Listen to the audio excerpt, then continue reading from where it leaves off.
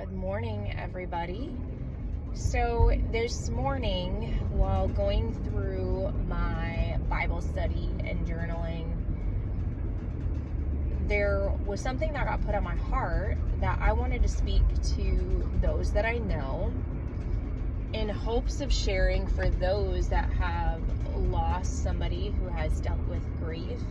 And again, I will say it over and over and over that grief looks differently for every single individual. There is no right or wrong way to grieve in the journey that they are grieving in. And again, I have known people that have lost, they've lost a child, but they've also lost a parent. And the grief that they experienced in both those situations were different. And it was, I think, also contributed to who they lost first.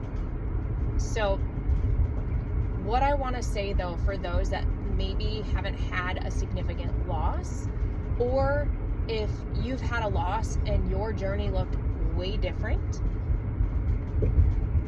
when we are talking to people who are grieving, I would love for people to be aware of the words that they're speaking.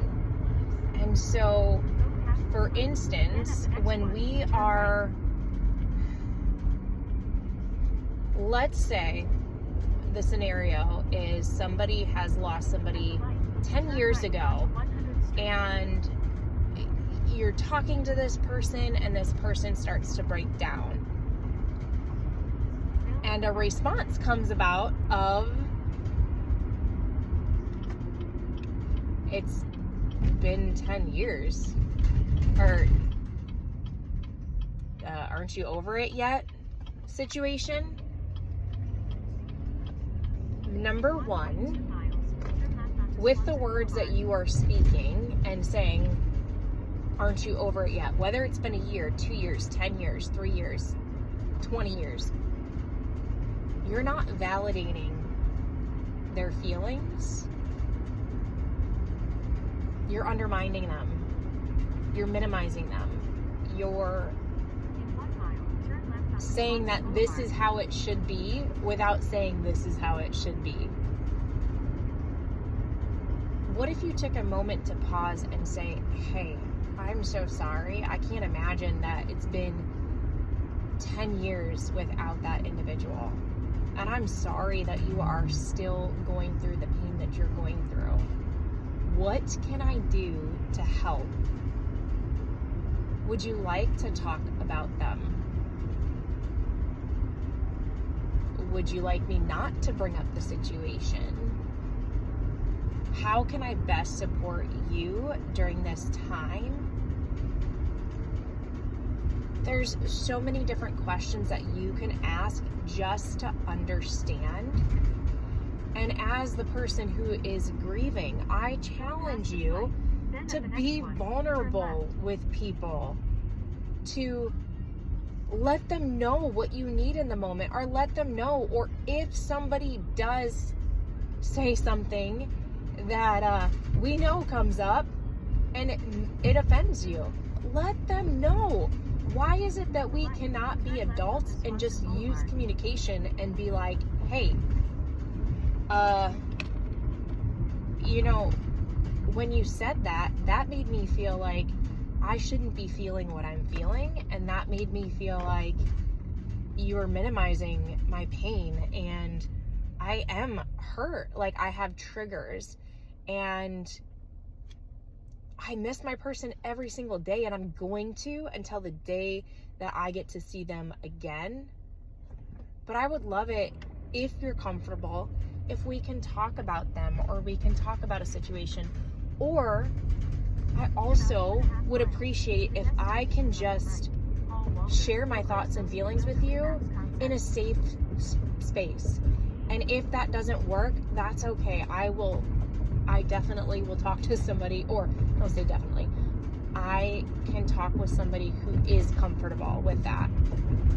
Because again, I think ultimately none of us want to say something that is going to hurt someone or minimize their feelings or make them feel like they're grieving wrong, or vice versa, they're afraid to hurt the grieving person. They don't know what to say and they don't want to hurt them and offend them. So it takes us just to communicate back and forth. But my final tip, again, for those of you that are dealing with somebody who is grieving,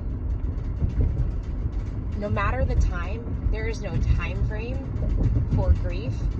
That person will grieve that loss until the day that they are gone. It's just going to look differently. For the grievers, don't set expectation on your family members and your friends to know exactly what you want if you're not specifically telling them what you need and what you want. They cannot read your mind. They're not mind readers. And as much as, sometimes we wish, oh, well, if I was in that situation, this is how I would do it differently. I've also been in the situation before I lost my son and had to think about, oh my gosh, did I say something stupid? Did I not even reach out to this person? How many people's birthdays and death anniversaries did I miss? Did I minimize somebody's pain and loss? I had to think, and I'm sure that there has been plenty, so I apologize if I have done that, and I am asking for forgiveness for anyone who I have made feel that way. So, grievers, be open, be vulnerable, tell your friends and family exactly what you would prefer from them, and then, based upon their actions, decide on if you put boundaries up or not. Okay? Lastly, if you have a friend or family member who is grieving, and it has been a year, 2 years, 3 years, I would hope that you don't let an individual go for a year where they are not getting out of bed and completely secluding themselves. I would hope that even in a few months, not that they won't have those days, but there is something to kind of pay attention to and watch as far as, okay, they're not getting out of bed. There's a difference from the grief to really secluding themselves in depression, and where they physically are not moving, not doing things. And it's not to push them, but you need to be there to support them and help them get unstuck, because being stuck is not a great place either. So let me preface that as well. So anyways, I hope that resonates with individuals. If this does, please share, please comment. It's only to bring awareness. So love you all. Have an amazing day.